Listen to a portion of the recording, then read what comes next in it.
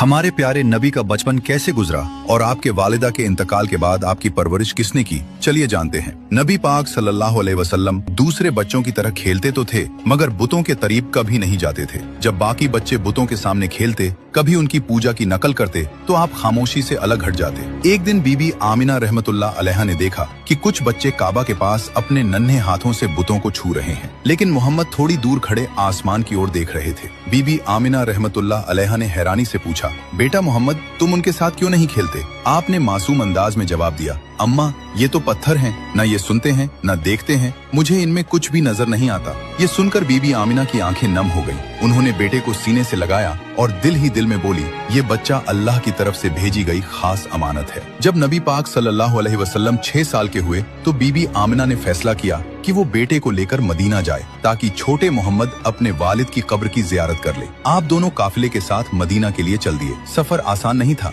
रेगिस्तान की तपती धूप, ऊंटों की सवारी और लंबी दूरी, मगर नन्हे मोहम्मद की आंखों में अजीब सा सब्र और हौसला था। वे मदीना में तकरीबन 1 महीने ठहरे। रिश्तेदारों से मुलाकात हुई। जब वालिद के कब्र पर पहुंचे तो बीबी आमिना ने कहा, बेटा यही तुम्हारे वालिद की कब्र है, वो तुमसे बहुत मोहब्बत करते थे। हुजूर सल्लल्लाहु अलैहि वसल्लम खामोशी से कब्र के पास खड़े रहे। मासूम आंखों से आंसू बहते रहे मगर जुबान से कोई लफ्ज न निकला। मदीना से वापसी पर काफिला अब्वा नाम की जगह पहुंचा। वहीं अचानक बीबी आमिना रहमतुल्लाह बीमार पड़ गई। बीमारी इतनी बढ़ गई कि चलना फिरना भी मुश्किल हो गया। उन्होंने अपने बेटे को सीने से लगाया और कहा, बेटा मोहम्मद, शायद अब मैं तुम्हारे साथ न रह सकूं, मगर याद रखना तुम अकेले नहीं हो, अल्लाह तुम्हारे साथ है। तुम्हें वो जिम्मेदारी मिलेगी जो दुनिया में आज तक किसी और को नहीं मिली। 6 साल के छोटे मोहम्मद सल्लल्लाहु अलैहि वसल्लम की आंखों से आंसू बह रहे थे। कुछ ही देर के बाद बीबी आमिना रहमतुल्लाह अलैहा की रूह परवाज कर गई। हुजूर सल्लल्लाहु अलैहि वसल्लम की आंखों से आंसू थम नहीं रहे थे। काफिले वालों ने आपको वापस मक्का पहुंचाया और आपके दादा